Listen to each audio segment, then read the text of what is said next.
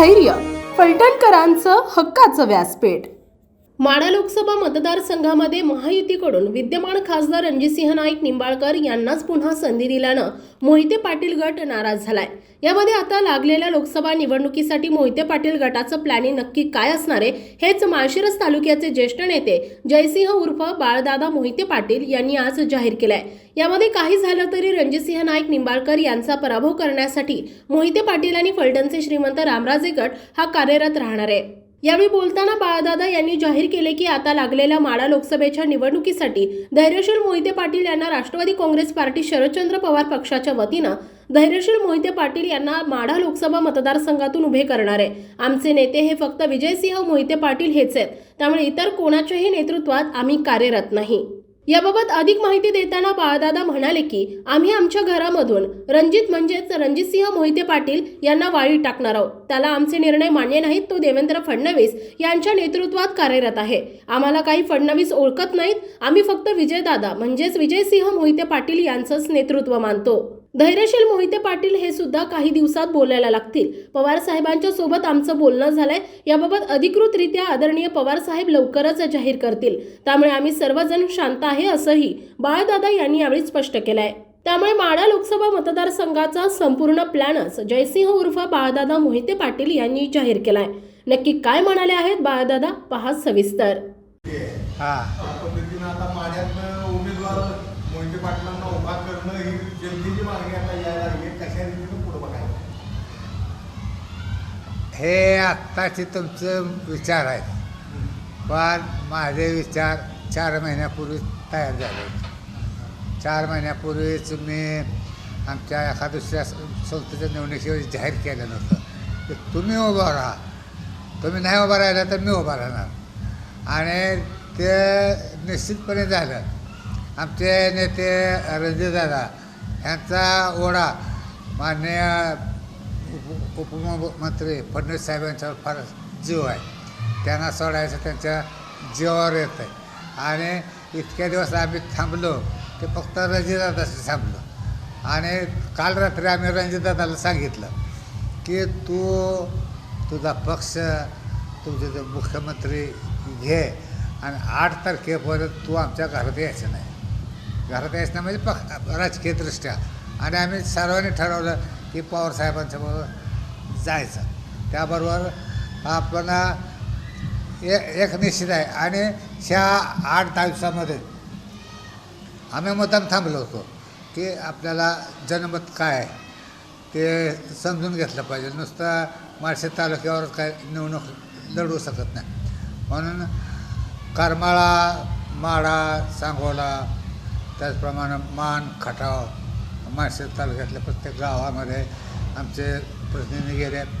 धैर्यशील बया गेला, त्याचप्रमाणे रानोदिदी गेली, संग्रामांना गेला, त्याचप्रमाणे आमच्या शीतलवय गेली, असे सगळे आमच्या घरातले सगळे मंडळी प्रत्येक तालुक्यातला मतदारसंघातला गावानागाव फिरून आले।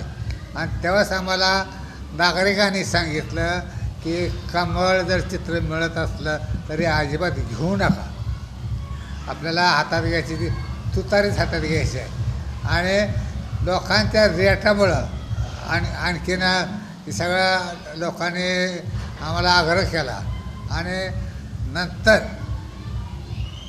भया तयार झाला, नाहीतर तो पण भयासुद्धा तयार नव्हता, म्हणून मी तुम्हाला थांबा थांबा थांबा म्हणत होतो, तेवढ्यासाठी म्हणत होतो की थांबा। भया पण तयार नव्हता, भया म्हणत होता की आपल्याला फडणवीस साहेबांनी एवढी मदत केली, त्यांना अडचण जाणार नको, आपण हे करायला नको, कारण ह्या आपल्या ह्या प्रवेशामुळं निश्चितपणे सोलापूर, बारामती ह्या मतदारसंघावर परिणाम होणार आहे। सोलापूर मतदारसंघामध्ये 25% मतं ही दादांना मानणारे। मागच्या वेळेस आपण पाहिलं की ज्यावेळेस प्रतापसिंह सोलापूरमध्ये उभा राहिले त्यावेळेस BJPच्या कार्यकर्त्याने प्रतापसिंहाचं अजिबात काम केलं नाही, ते सगळं काम आमच्याच कार्यकर्त्यांनी केलं। आखडून माळशिरस तालुक्यातला एकही कार्यकर्ता असा नव्हता की घरी बसला होता, तो प्रत्येकजण सोलापूरमध्ये गेला होता। तसं त्यावेळेस जर आम्ही उभा राहायचं ठरलंच आहे तुतारीवरून, तसं आमची टीम माळशिरस तालुक्यामध्ये काम करेल आणि सोलापूरमध्ये पण काम करेल की हे दोन्ही सीट आल्या पाहिजेत की जेणेकरून BJPच्या श्रेष्ठीनं समजलं पाहिजे की खरी ताकद कोणाकडे आहे. आज मी जरी पडद्यामागणं काम करत असतो ह्या राजकीयदृष्ट्या तरी संघटन कसं करायचं, कुठली सोंगटी कुठं हलवायचे, कुठले सोंगटे कुठे बसवायचे मला थोडंसं ज्ञान आहे आणि अंदाज पण चांगला आहे. आज आपण पाहिलं तर ह्याचा परिणाम ह्या 4 तालुक्यावर होणार नाही पण संपूर्ण महाराष्ट्रामध्ये राष्ट्रवादी काँग्रेस शरद पवारसाहेब गट आणि काँग्रेसला चांगला होणार आहे. BJPच्या सीट ह्या 28पेक्षा जास्त येणार नाही.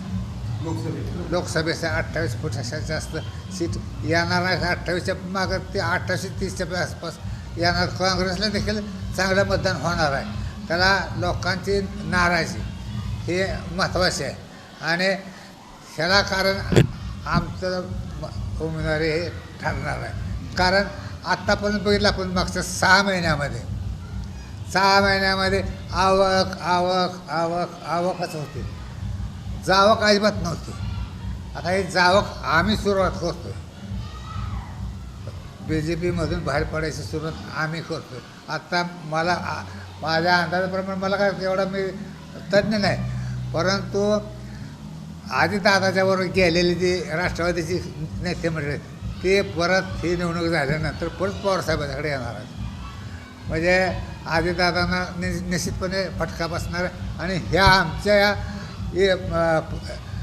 उमेदवारीचा काँग्रेस आणि शरद पवारांचा राष्ट्रवादी ह्यांना निश्चितपणे फायदा होणार आहे. आपल्या परिसरातील ताज्या आणि महत्त्वाच्या बातम्या पाहण्यासाठी स्थैर्य न्यूज चॅनलला यूट्यूबवर सबस्क्राईब करा आणि बेल आयकॉन प्रेस करा.